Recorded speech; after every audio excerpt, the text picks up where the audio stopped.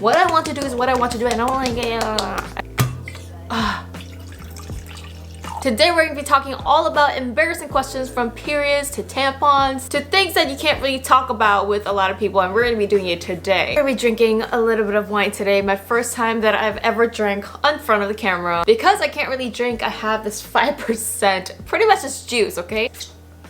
So sweet. It's juice. It's basically juice. So I just got a new haircut, the first time in a year and a half since like pre-pandemic. I've asked the hairstylist to get me something called the Hushi cut, which is like a trending haircut in Korea, where it's like a very short layer but you still keep your long hair. The stylist styled it better than me than I have today, so I'm just kind of getting used to it. Number one, a lot of people ask me, do K-pop stars use tampons or pads, and what happens during performances? Did you know, fun fact, that in Korea tampons are actually not popular? I see 9 out of 10 girls will say they don't use tampons, and I totally understand, because when I was fully in Korea, I'll be honest, I did not buy tampons. I don't like using tampons even till this day. I don't know about y'all, but I feel like in America 9 out of 10 girls will be like, I use tampons. But in Korea, tampons are just not popular. Number one, it was a little bit more expensive in Korea. I remember, like, when I was younger and I was a trainee, like, we don't have too much money. So pads were definitely way more less expensive, and there's not a lot of choices of tampons, even if you go to the convenience store. The only reason why I started using tampons was I remember I was like 16, super young. I was like in the swim team in school. I did not know how to use tampons, but I still wanted to be in the swim team, so I had to learn how to use it, and it was painful at first and I did not enjoy it, and again till this day I don't like using tampons. So little dumb me was fully on my period and I decided to just use my pad. I don't know why. I didn't know what pads do if you go fully underwater. That day we were doing diving lessons, so we had to like get out of the pool, walk all the way, and then like do diving. And back then in middle school, it wasn't girls and boys, it was like co-ed swim team. So if you don't know what happens to pads when they're fully immersed, they actually turn into weird little like balls. I don't know how to explain it. It's like little plastic balls. So it started like dissipating, basically. Dissipating. And then I started to feel blood literally soaking down of my legs. And one of the kids, or the teachers, the swim class teacher, was like, there's blood all over the floor. And I looked down and oh my god, the floor was literally covered in blood.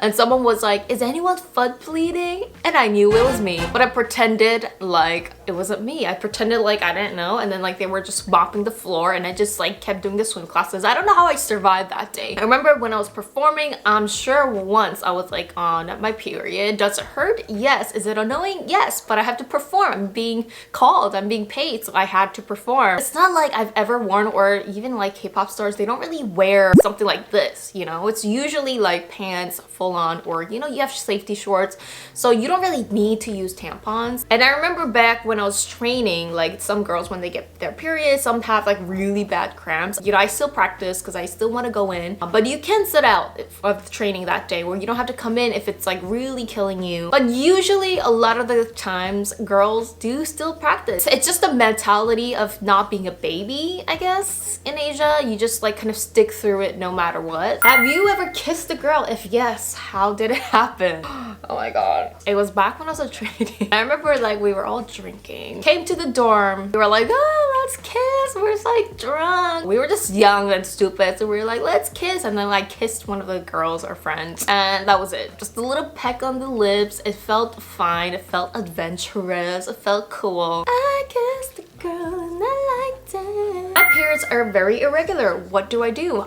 I'm irregular. I've been irregular all my life, so I think it's a normal thing. Like, I sometimes get periods like every 40 days, every 38 days. So irregular is actually very normal, unless you have like extreme pain down there or you don't have your periods at all, then you should get it checked up. But irregular periods are actually a very common thing. When should we start dating, like a minimum age? I honestly say dating, I think a safe age is high school. That's just my opinion. I think like people, like kids who date from like 12, 13, that's way too early. But I just think that's too early. Like you should be at least 9th grade in high school. What was your first reaction of when you first got your period? I think I cried. I was like so young, 13, and I was like, oh my god, I'm a woman. And then I told my mom because I didn't know what to do. And then she literally told my whole family, including my grandpa, that I first got my period. And I was like so embarrassed. I don't know why parents do that.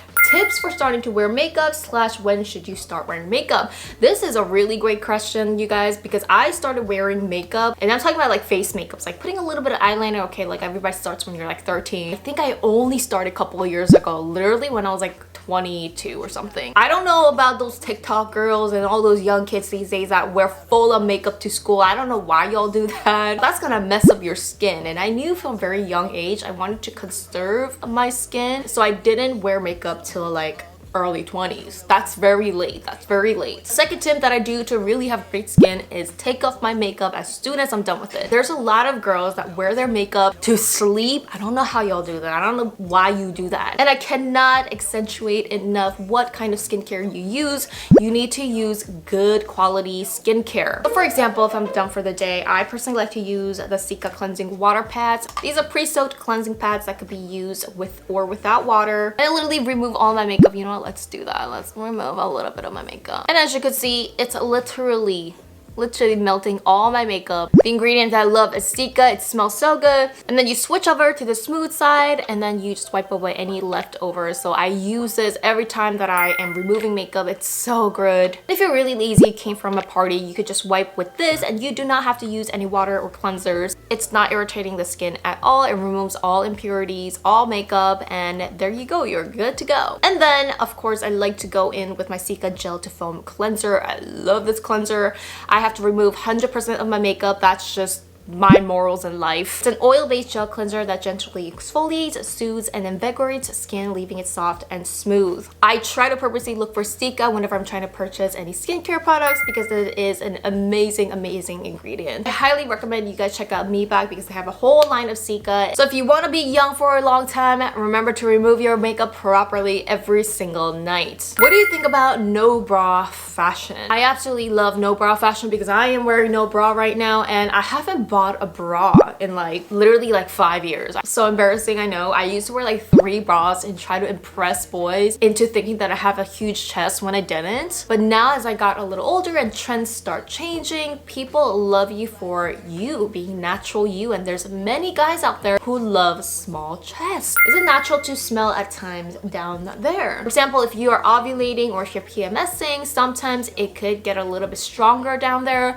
and that's totally normal. I am not an OBGYN, so look it up. But if it does tingle and it hurts and it's like really ticklish down there, that means that you might have yeast infection, which happens to a lot of the girls. It's very common. If you get yeast infection very often, I highly recommend getting daily probiotics for females. These are like probiotics that you take every single day purposely for down there to keep a very nice bacteria balance, which is so important for females. So I love to take these probiotics, and I've never gotten any infection down there. A lot of you guys ask me how you get a very white or a clear armpit. Let me tell you my armpit self-care routine. So number 1, I don't wear deodorants. Don't come at me, let me explain. Just like tampons, did you know that deodorants are actually not a thing in Korea? Yeah, it's actually hard to find deodorants in Korea. Well, you can find them, but I remember growing up in America, everybody wore deodorants, and I just never understood them. So scientific fact, apparently, that in Korean, the Korean genes, or they don't have some kind of like a smell gland.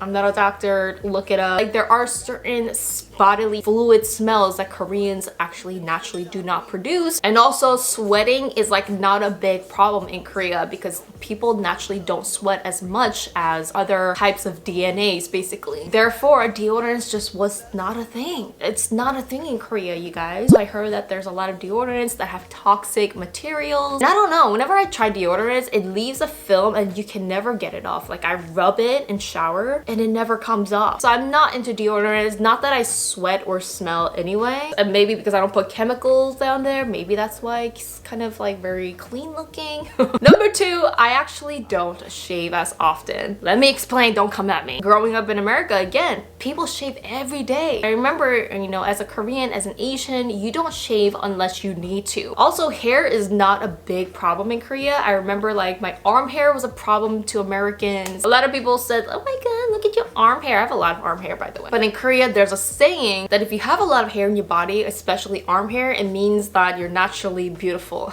So I only shave when it's necessary because people who shave every day have stubby armpits. Shaving every single day does make your hair follicles very stubby and thick. So that's what I've been doing. I only shave when I need to, and I don't have stubby hair follicles. How did you feel when you were singing on stage for the first time? Oh my god. I remember the first legit time I performed, it was at some kind of like at a baseball league halftime admission kind of thing in Korea. I remember I wore this like skin tight clothing. There was literally a man shouting out from the crowd, "What are you wearing? There's kids in here. Aren't you embarrassed?" That stuff happens, you guys. That stuff happens when you're performing, and I just ignored that person. Performed it. Everybody loved it after a while. My mom put in my first tampon.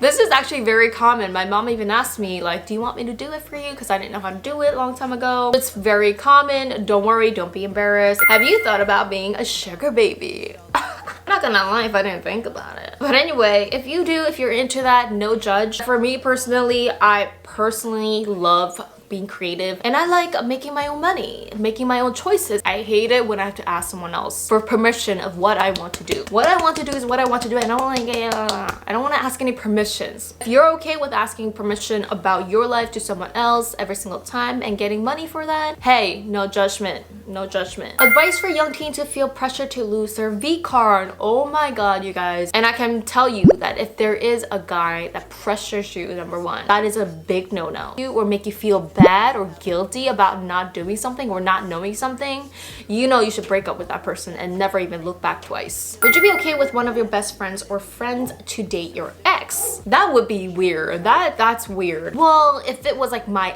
ex-friend and my ex-boyfriend that I don't even talk to, then okay, whatever. But if it's someone that my friend, that's weird. That's weird. What is your thoughts on marriage? I personally think there's way more divorces these days, and there's way more unhappy marriages. So if you found the one, why can't you just live together and, you know, still have that really boundary? Like if I ever get married or found my love of life, I still would love to sleep separately. I don't know. I feel like you need your personal space, and then when you get so close to each other, you sleep next to each other every single day, you do that for 10, 20 years, of course you're gonna start hating each other. I personally don't believe in the traditional marriage system. I would love to be with someone, but just not in a traditional way that our parents grew up. Finished my wine. I want more. Any more embarrassing questions and story times that you guys have down in the comments down below. And thank you guys so much for watching. See you guys in my next video. Cheers!